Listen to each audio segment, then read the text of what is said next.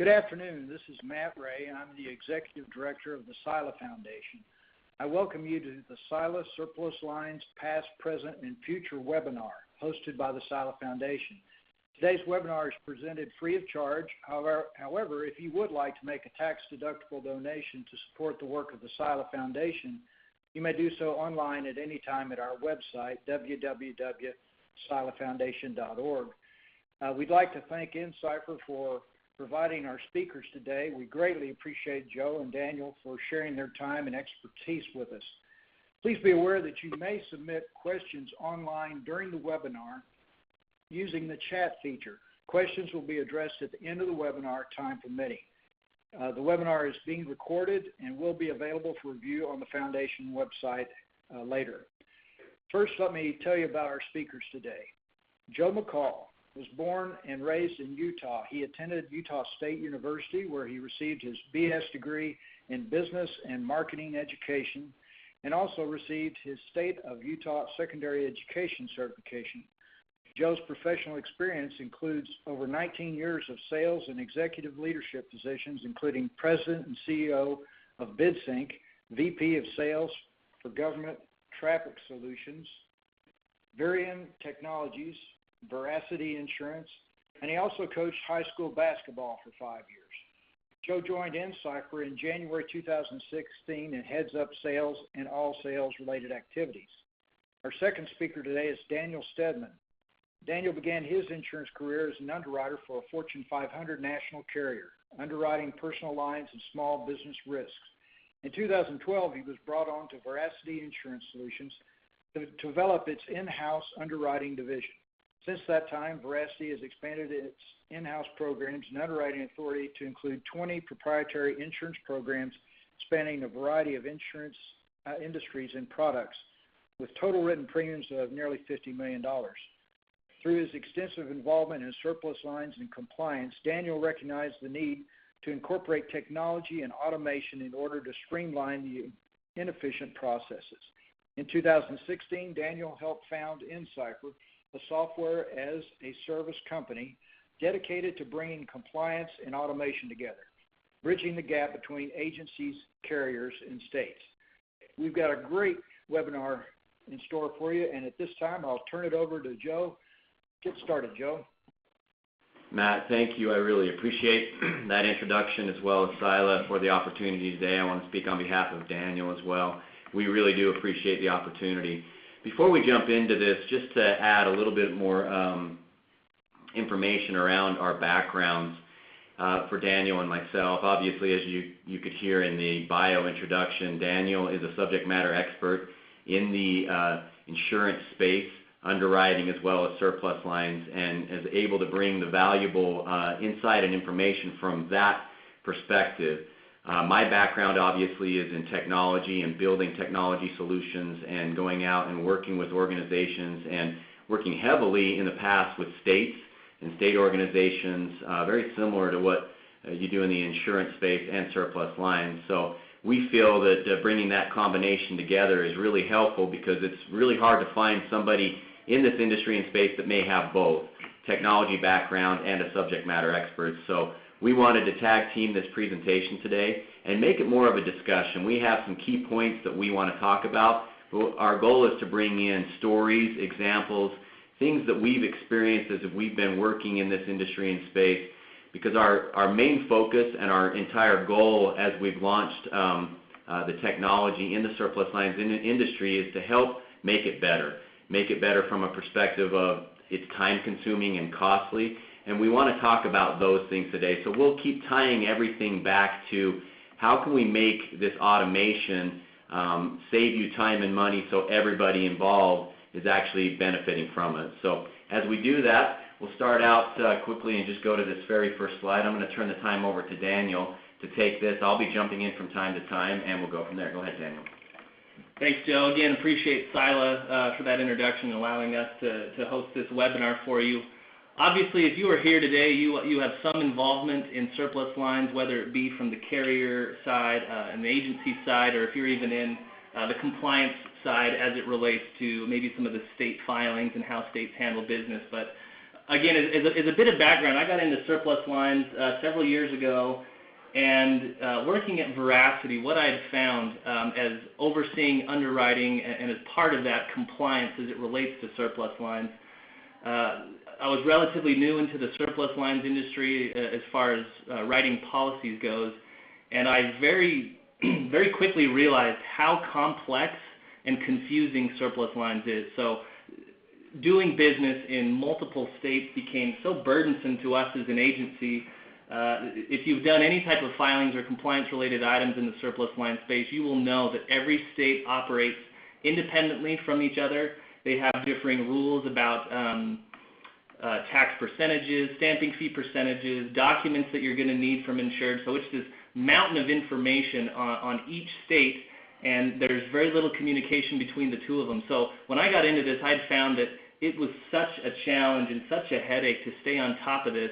I was really blown away. And one of the things that I always go back to is the insurance industry is, obviously there's a lot of money in the insurance industry. There's a lot of investment made into coverages and policy forms, making sure that carriers are being profitable, and seeing how little of that actually transcribed over to the compliance end of the insurance was very surprising to me. So as you're seeing on this slide, when I got into this several years ago, the past, a lot of challenges, conflicting state laws, confusing forms and procedures. If you're doing multiple filings in multiple states, you have to have the multi-state insurance requirements.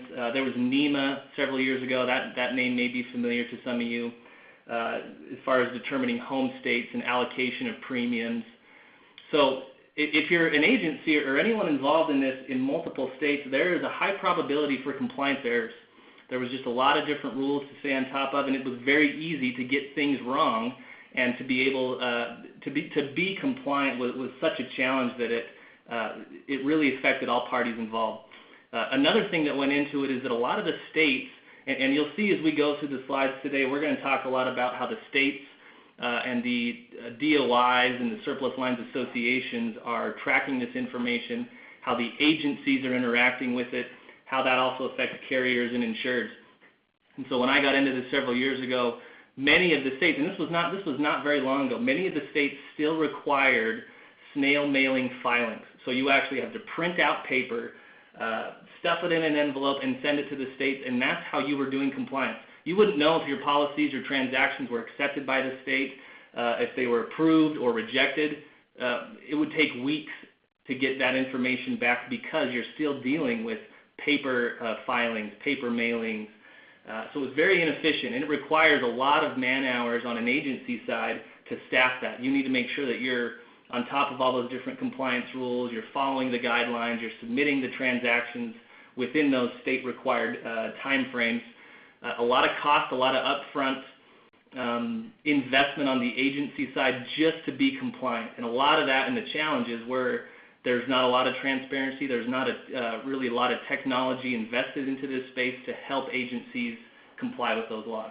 And Daniel, just to add to that, when I joined InsCipher several years ago after working in the technology space with government entities for years and years, I'll be honest with you, it didn't surprise me that the technology automation in the surplus lines is actually lacking. And the reason for that is it kind of ties back to the fact that insurance isn't regulated at the federal level, it's insured by state. So basically what you're dealing with is a decentralized organization. And so it's hard to become standardized when you're dealing with a decentralized space. And so as we've been working within our organization, our goal is to get the word out and start discussing this, because the only way to actually have this change, we're not going to get states to standardize, but we can get states to move towards automation to benefit not only the producers or agents that have to do the filings, but passing it all the way down to the insured. So by talking about it and getting the word out and starting to, kind of push upwards to say we want to be able to work better in this industry and space, but we need the automation to do it. And so that's what we're hoping will come of this presentation today, that all of you will take something away from this and be able to start pushing this within your state or the states that you write and saying, you know what, we need better technology, because ultimately to manage and track all of the compliance issues that we have to staff a lot of people, and it's becoming costly for us to do that. Great, thanks for that, Joe. So talk a little bit about the past of surplus lines and how really compliance is kind of the last piece that gets money thrown at it, that gets invested in. Kind of funny that as heavy as compliance is and as heavily regulated as our industry is, it's kind of an afterthought as it relates to technology investment. So that's kind of the landscape that we were dealing with several years ago.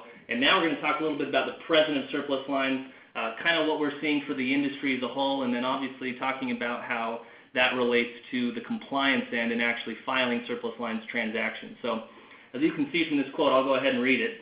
So surplus lines are a safety valve for the insurance industry, especially in hard markets.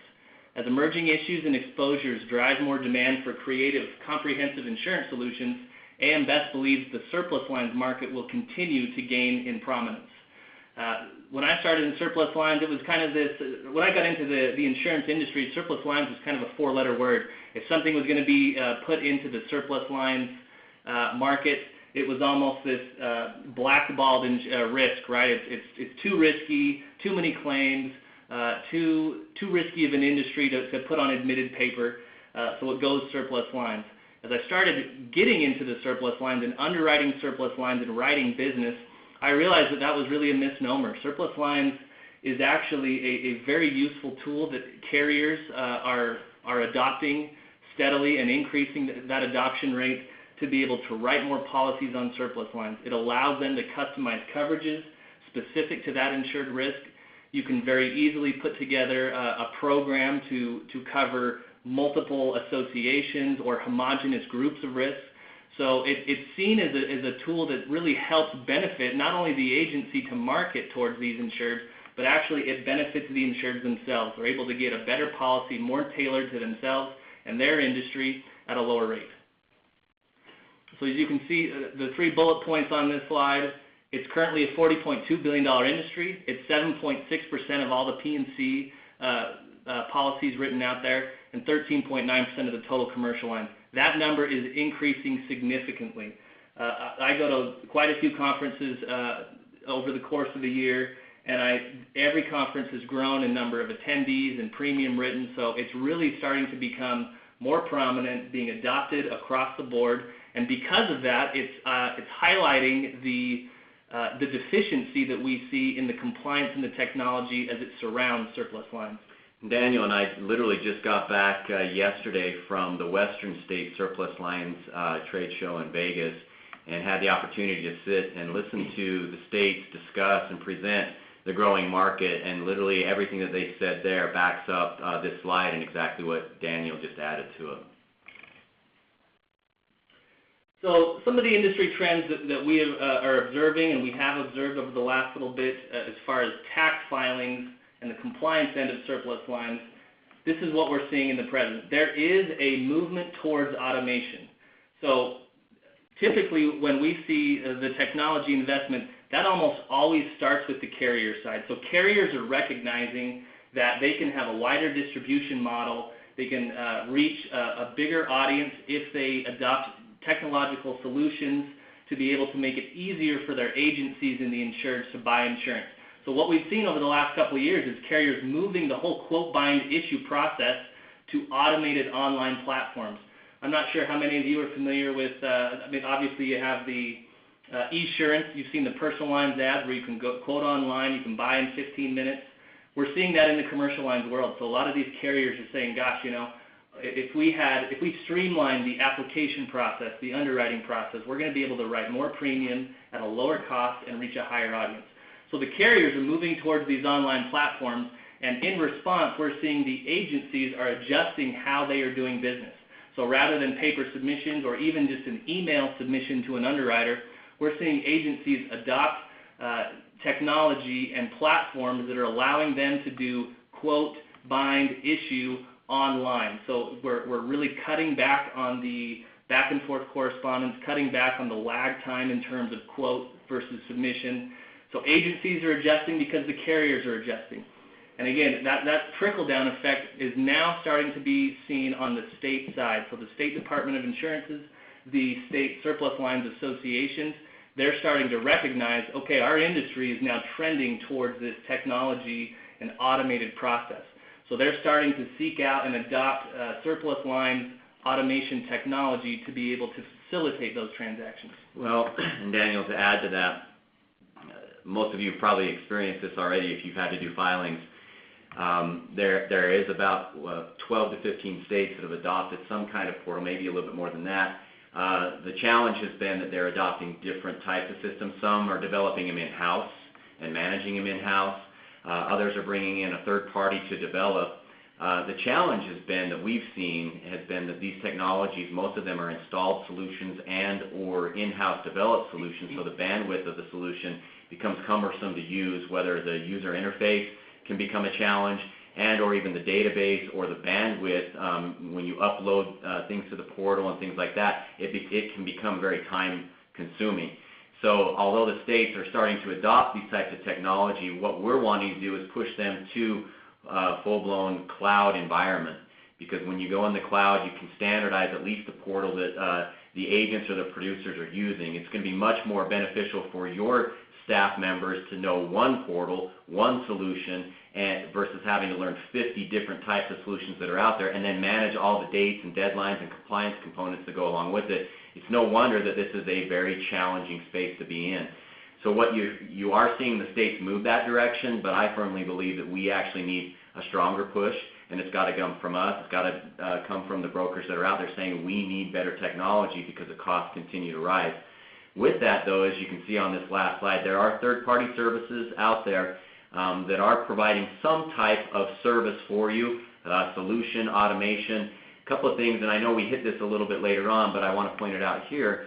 Because organizations are looking for a third party to help facilitate, that also needs assistance in automation and advancing the technology. A lot of what we've seen in the past has been snail mail, and with that you still have the complexities that come with it, and it's still very time consuming. So although we're seeing that traction, I would like to see it actually be a lot faster and see more people getting involved. You're absolutely right, Joe. I mean, when I was at Veracity, I've actually done filings in all the various states, the 50 states, and utilized their platforms, had to snail mail documents in. And that's really one of the biggest challenges, is if you're an agency doing business in 50 states and you're actually filing those transactions, your staff members are going into one system in California, they come to Arizona, it's a completely different system, they go to Arkansas, and it's a paper filing system. So juggling those different platforms, one, is very inefficient, and as you said, we need the real push to consolidate this and to have simple, easy-to-use platforms.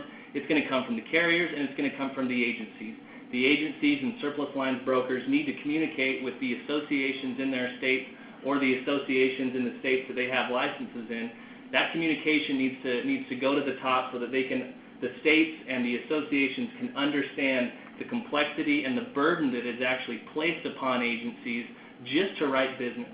So by having that push and having that dialogue, we are seeing some movement towards automation. It needs to continue to make it easy for all parties involved to have one cloud-based, as Joe said, cloud-based solution that really consolidates that process. And regardless of the states that you're writing in or you're licensed in, it'll be a very simple filing process. Yeah, and just to add some credibility to this, so as we're speaking about the states and the technology they use as well as third-party services, we are one of those. So we have a state who uses our portal. Literally, they're launching this portal July 1st, so we know the state side of it and what their needs are.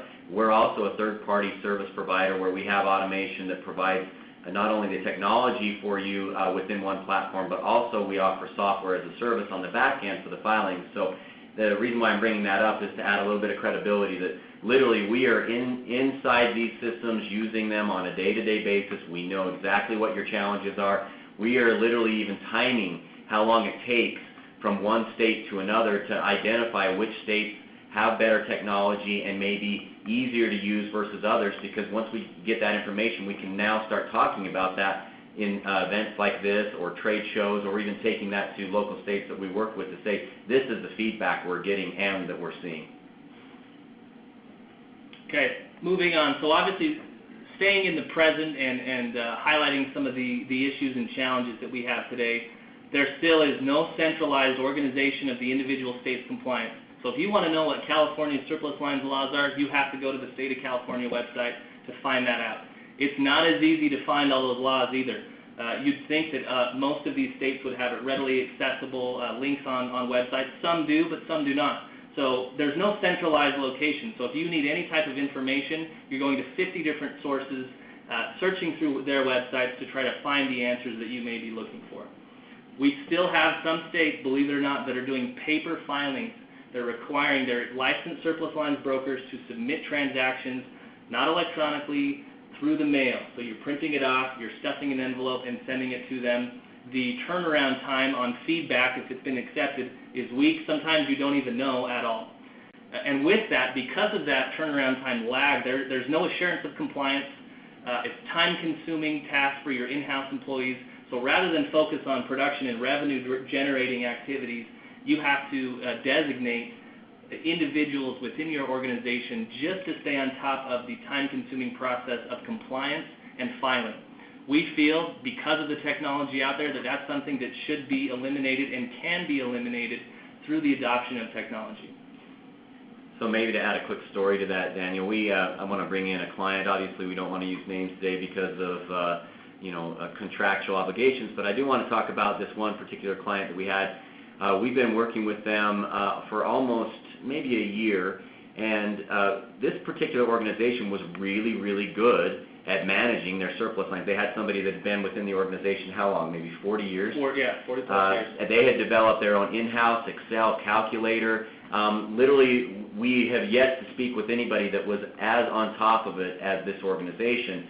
And yet they came to us and said, hey, we need something better, or we need something different, because not only can we not maintain this, because it just gets bigger and bigger with all the changes, maintaining the internal calculator, but as people retire and move on, we're losing all of that knowledge.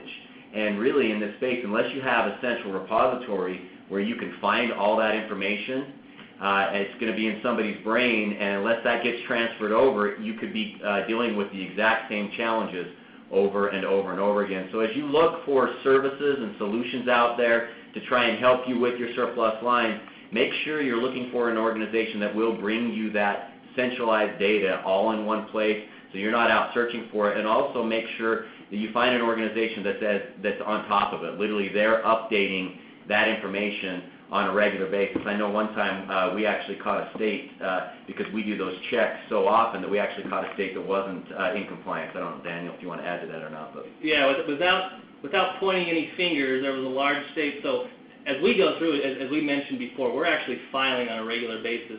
And as part of what we do on the filing process is we do what we call compliance checks. We are verifying that the information we have through our software and our systems is in line with the state departments and the state rules themselves.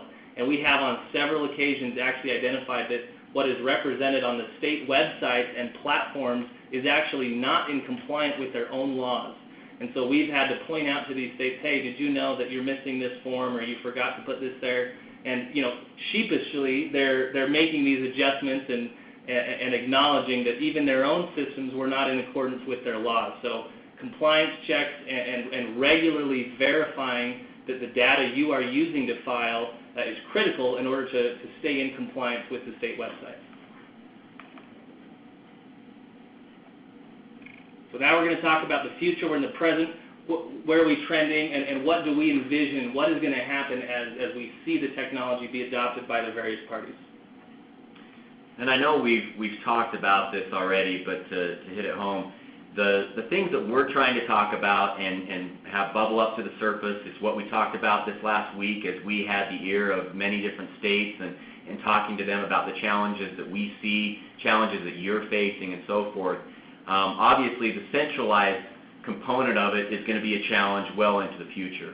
However, if organizations such as yourself on the line and others can start talking to states to at least start collaborating more, and that was a big discussion point at this event that we went to, that it's important that you stay informed, but you're also collaborating with one another to make the industry in space. So we're trying to spearhead that. So that's definitely going to be a part of the future as far as getting these associations to start talking and working together, as well as communicating better the changes that are out there and using technology to help manage the changes, whether it's in the laws, regulation, or whatever, using the technology, scheduling, all those types of things that can make it much easier, because oftentimes within one state you may have a certain report that's due, and within another there isn't one, and managing the calendaring of all of that is a challenge. So the future of surplus lines will specifically be tied around calendaring and knowing when things are due, and using technology to do that.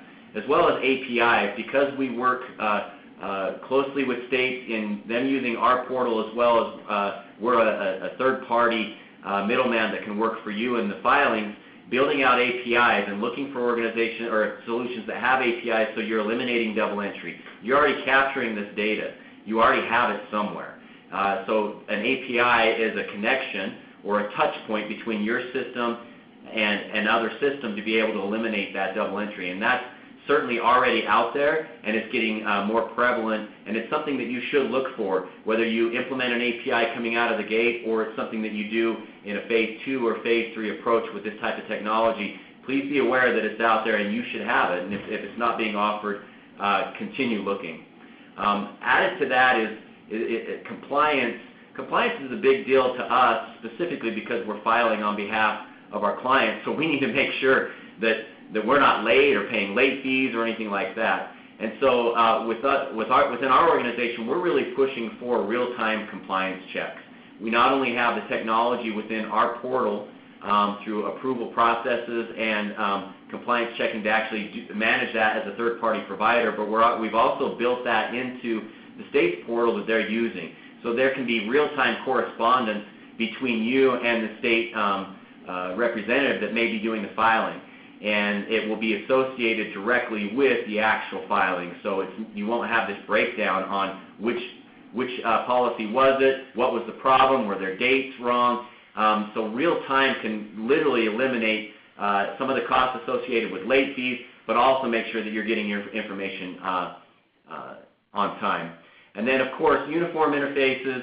You know, a UI or a user interface can be challenging only if you have to learn multiple systems out there. Obviously, if you have one system, even if it's a cumbersome system and the UI isn't user-friendly, if you're in it enough and use it enough, it will become comfortable for you.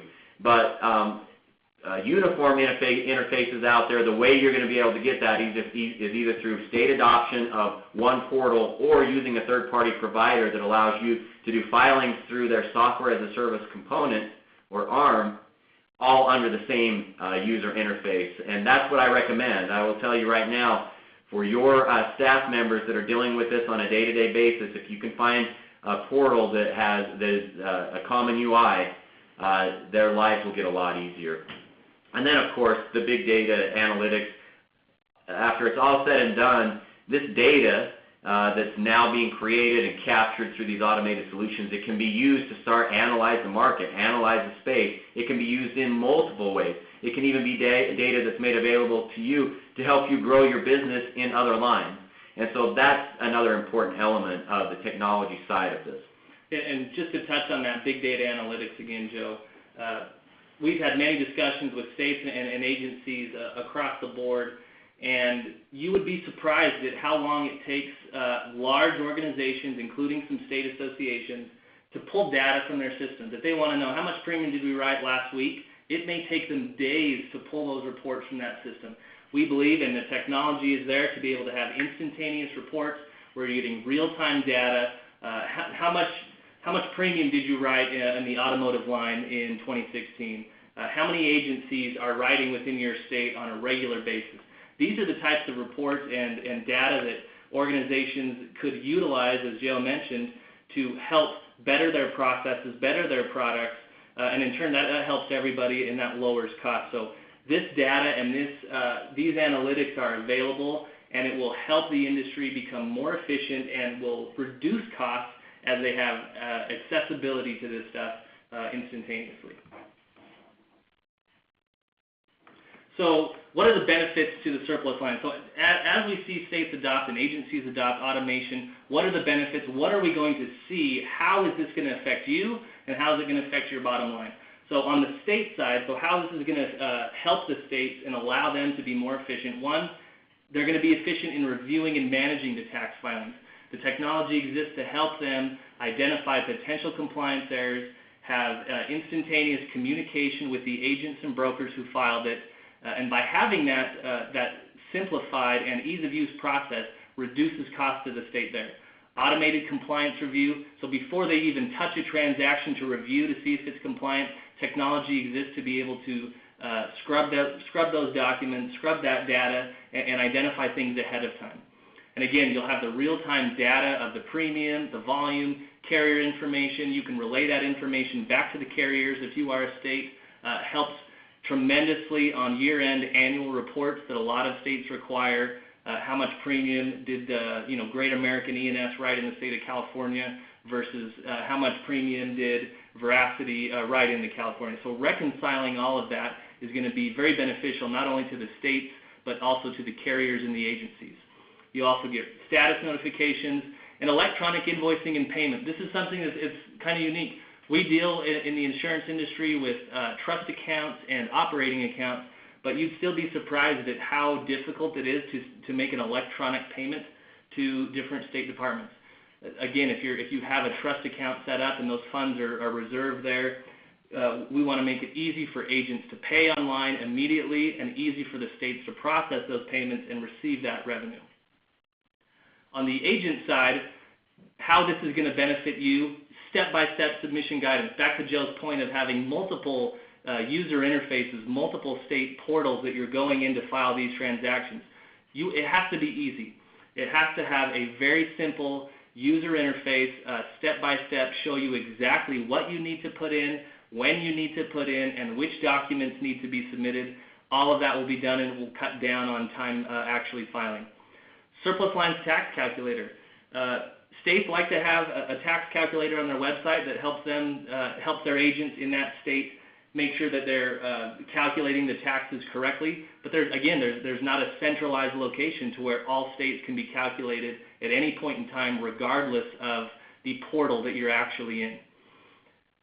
Having that technology on the state side allows for the comprehensive compliance and error notifications. If a state flags a document or they think that a transaction may be non-compliant, there should be instantaneous communication there. And with that allows instant document uploads and downloads. So we have several clients that we actually do the filings in 50 states that have, they're doing thousands of transactions every single month. Well, if we're going into state portals and we're doing one transaction at a time, that is time-consuming, it's costly to the agency. We believe the technology is there to be able to upload multiple transactions all at once to the state side. And it needs to be a simplified process. There are platforms out there that allow batch upload capabilities, but you better have an in-house programmer within your agency, otherwise you're not going to be able to figure that out.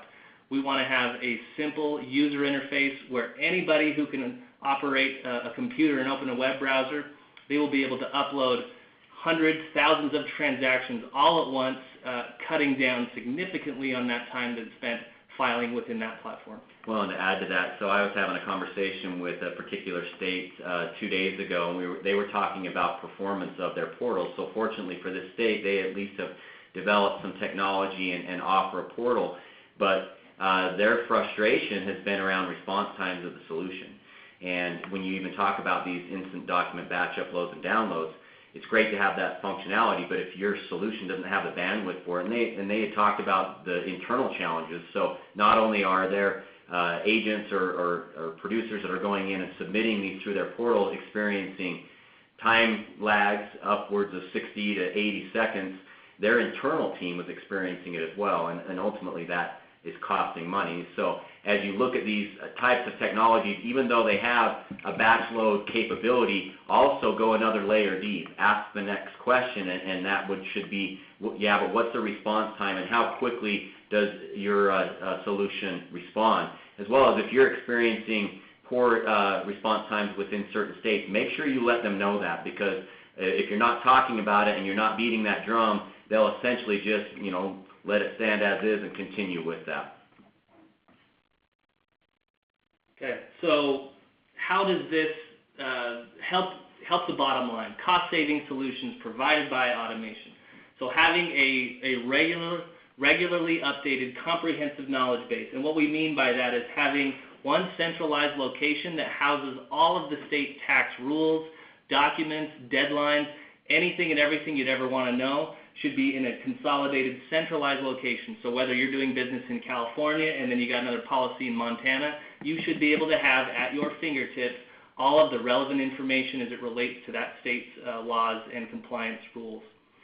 Having templated state stamps and submission of documents for countersignatures from the state.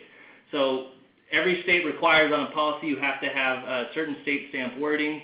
Many states have you list out the license holder name and license number.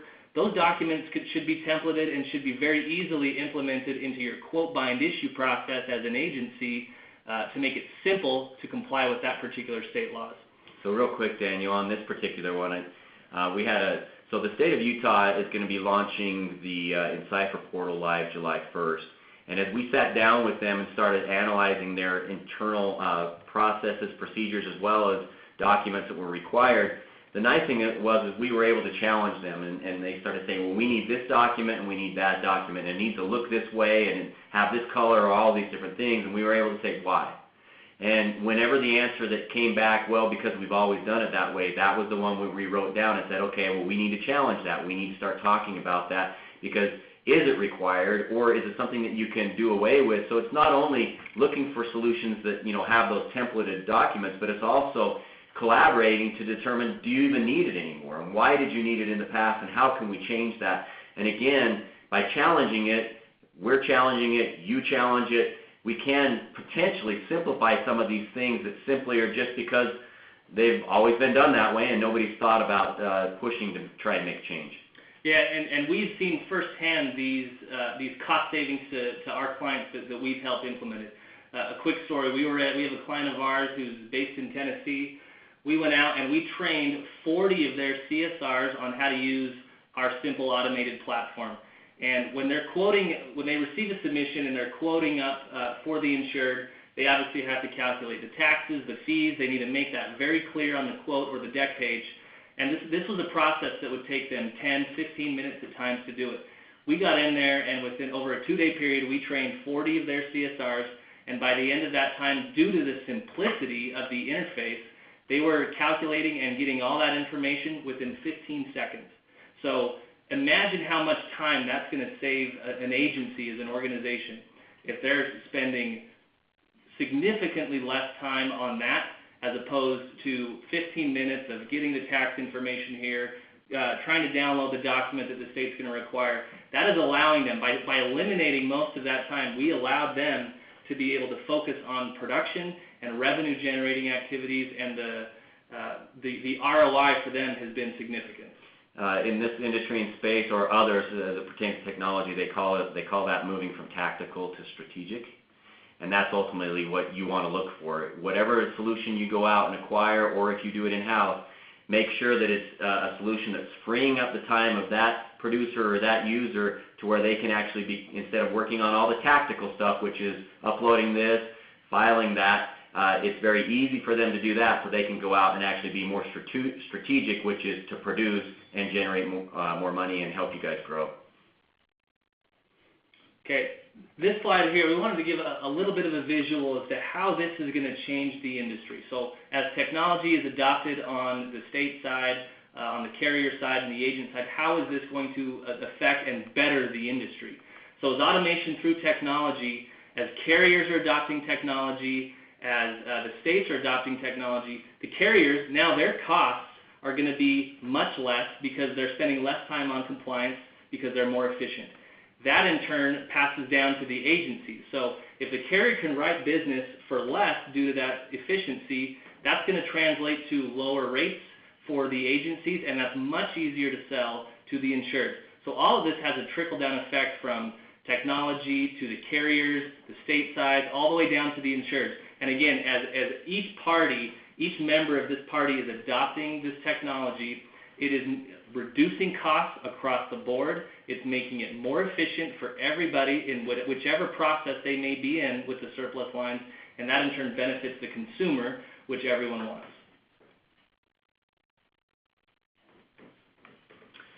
So to kind of recap this, and before we open it up to questions, our goal today, obviously, when you're looking for a solution, or what should you look for in the surplus lines technology space or a company, make sure that you look for several key things. One is the ability to establish an API or an application program interface. At a minimum, even if it's not something that you do coming out of the gate, you're going to want to have that capability somewhere down the road, because it does eliminate double entry, and it goes back to the efficiencies that we've been talking about all along. You'll also want to look for a technology company that's got background in surplus lines industry in all 50 states, as well as a good foundation in technology and good understanding of the cloud space. So make sure you're looking for somebody that has that. And the reason being is we've seen, and again, I don't want to paint this as a negative picture, but we have seen certain states that we've been conversing with and trying to provide feedback with. The challenges that they face is that they're using a solution or a provider that has no industry knowledge and industry space. And as you guys know, in insurance and surplus lines, you can't just walk into it and overnight understand it and know it. It takes years of experience to really understand what's going on. Well, there's this communication gap. And because there's this communication gap, it takes probably 3 to 5 times as long for these organizations to get the type of technology that they want, simply because they're spending a lot of time trying to understand each other. So when you do look for a provider, make sure that they do have that background, because if they do, you're actually going to speed up the process, and you're going to know that they're going to probably think of things ahead of time before you even think of it. Obviously, a licensed company that has the capability of doing taxes on your behalf, look for references and make sure that they're able to demonstrate experience, expertise, as well as provide you samples, examples, things like that. Another one that I think is important, I kind of skipped over it, is as you're looking for a technology provider, an in-house development team versus something that's outsourced or something that's developed on an installed type solution. Look for one that can provide you with that type of technology, and they're developing it in-house. The reason being is they're going to be more quick and responsive to the changes, the updates that's going on in the environment. Our particular knowledge base, not only are we updating that on a regular basis because you need to be in compliance and you need to know that information, but it's actually what is underneath the covers of the technology that allows the system to work. So when you're going in and you're calculating within our portal, it's going to have all the correct percentages. Everything's going to be 100% accurate, and that's because we have the knowledge base, we know what it is, and we're able to build it into the code underneath the covers. So hopefully that's helpful and gives you several key things if you are shopping around to try and find a solution that's out there. That being said, before we open this up to questions, I want to just quickly say thank you to Sila. We've been in conversation with them since late last year, and they've been very good to work with. We really appreciate having this opportunity to discuss this, and we're excited to not only have this presentation made available on their website, but also to be in attendance and being involved in Sila in any way, shape, or form. So thank you very much. Last slide here. If you are interested in learning more, or if you're wanting to actually see a show and tell type of thing, we talked a lot about the technology today, but obviously we're not demonstrating that. But if it's something that you want, here's contact information for Chris Taylor. Feel free to reach out to him via phone or email, and we can coordinate another webinar or presentation from your computer where we can show you the technology and maybe take even a deeper dive into the technology, as well as doing a needs analysis for your organization and what that may be. So having said that, that is our last slide for today. I want to go ahead and, oh, Dan, you have something else? Okay, I want to go ahead and open it up to questions. I'm not sure if we're supposed to take the ones, Matt, and just read them, or if you wanted to kind of discuss them first. So we'll let you kind of govern that. Okay, let's just go ahead and start with this first question. It said, you may cover this, but isn't the surplus lines broker ultimately responsible for the particular state compliance, regardless of whether a third party is filing on their behalf or not? Should the third party make a mistake in the filing? And doesn't the third party still have to use the applicable state online program on the back end anyway? So your thoughts on that question? Yeah, great question that came from Peggy. There are really two questions in that, and I will address them both. So You are absolutely right. The licensed broker, whether they are filing it themselves or they outsource it to a third party, ultimately, should there be a non-compliance error or some sort of action taken from a state, that licensed broker is ultimately the one responsible for that. So because of that, that's why it's crucial as an organization, and we deal with a lot of very large organizations as well as even some small and medium-sized ones. The reason that they're looking to outsource is because it is so complicated. It is so complex. So if you find yourself in a situation where you think that the surplus lines filing may be over your head or you need some expertise, that's why it is critical to have a third party who not only understands the insurance industry but understands the technology and the means in which they can utilize that to file those transactions. So yes, the broker is ultimately responsible, but we are seeing a push to find a third party, to find a better solution, and it's definitely important that you are seeking out those organizations and those third parties who have extensive experience, who can speak the language of the insurance industry, and who know how to file. And real quick to add to that, Daniel, the latter part of this very first question was whether the third party is filing on their behalf or not, should the third party make a mistake in filing. And I think that kind of stems back to what I was talking about as far as, us making sure that they're in compliance because of the cost and so forth. Obviously, yes, the original broker is still on the hook even if you're using a third-party provider. But if you're a third-party provider and you're making a lot of mistakes on behalf of your clients, you're probably not going to be a third-party provider very long. And so that's why for us it's extremely important, regardless of whether we're on the hook for it or not, to make sure that we're in compliant 100% all of the time. Yeah, and then the latter part was the question disappeared. Yeah, there we go. So the latter part is, doesn't the third party still have to use the applicable state online program on the back end? You're absolutely right. So whether you're doing it yourself or you hire a third party, there is still a manual process, an interaction between the actual filing person and the state platforms themselves. And that's why, again, what we've been discussing today is so important.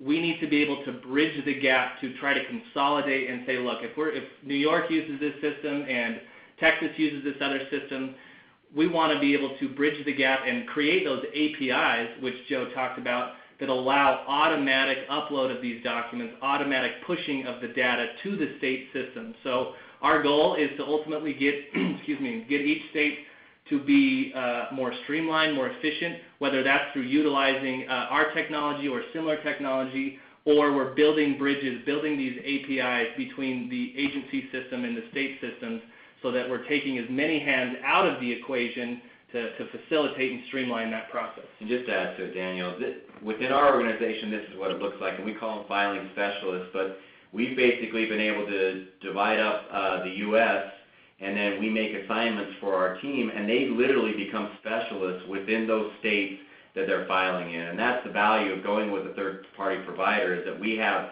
the resources available and the team available to literally become specialists with particular states. And once you do that, it becomes much easier to go in and file. Yeah. Okay, next question comes from Ellen. Sorry, I'm going to jump in and just take that. Question is, surplus lines brokers incur the cost of compliance and filings. How do carriers save money? That is a great question. So maybe the better way to phrase that, to phrase the answer is, carriers are losing money because of compliance and the filing process. And I'll give an example here.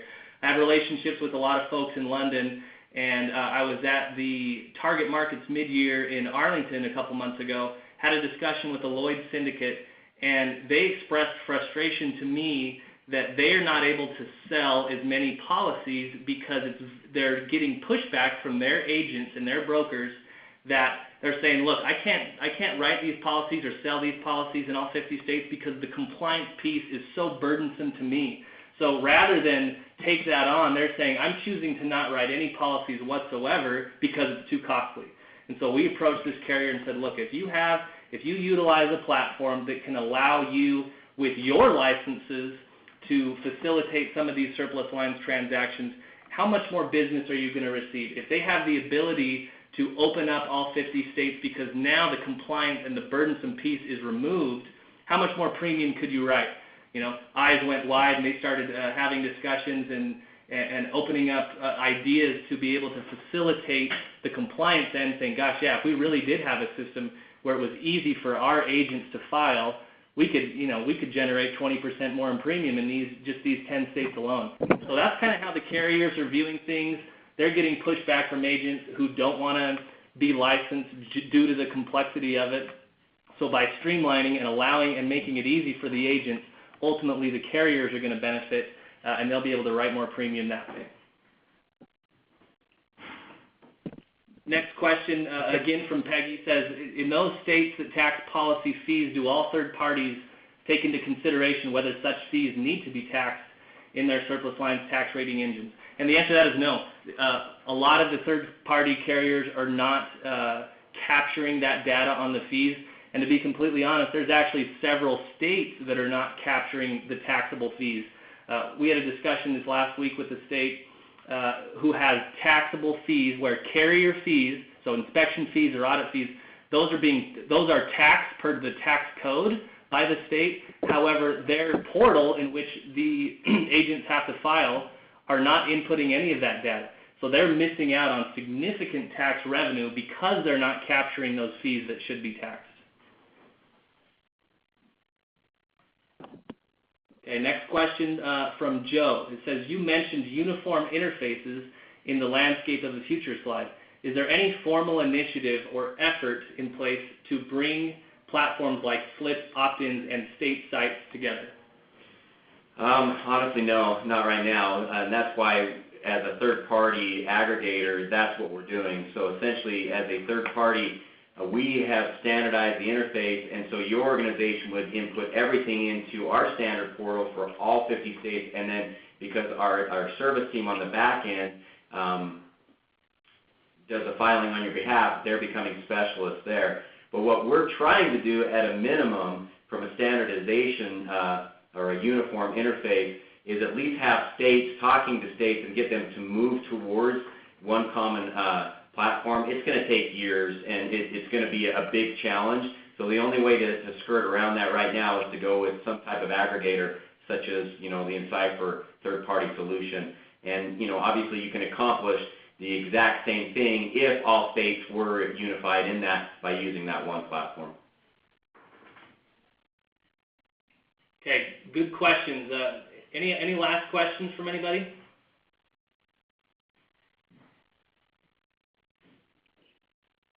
Well, Joe and Daniel, y'all have done a great job of providing us with some really fabulous information and wonderful insight.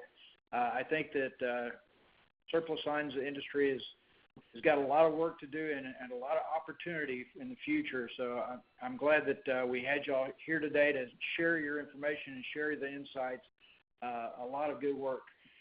We've already got one comment, great webinar from the audience, and I agree with that. Thank you so much.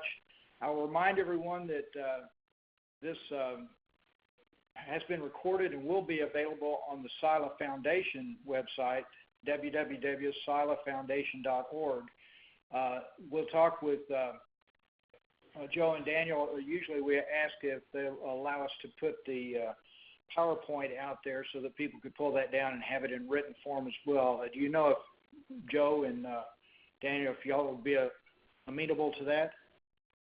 Absolutely, yes. Okay, we'll go ahead and put that on our website as well. If you know someone who could benefit from this presentation and did not make it, within about 3 days or maybe by Wednesday of next week, we should have both the recording and the PowerPoint out there for people to go back and refer to. And, of course, you might want to go back and pull that down as well. Thank you so much for being here today, and thank you so much for your presentation. And Thank that's you. the end of our webinar. Thank you. Goodbye. Thank you.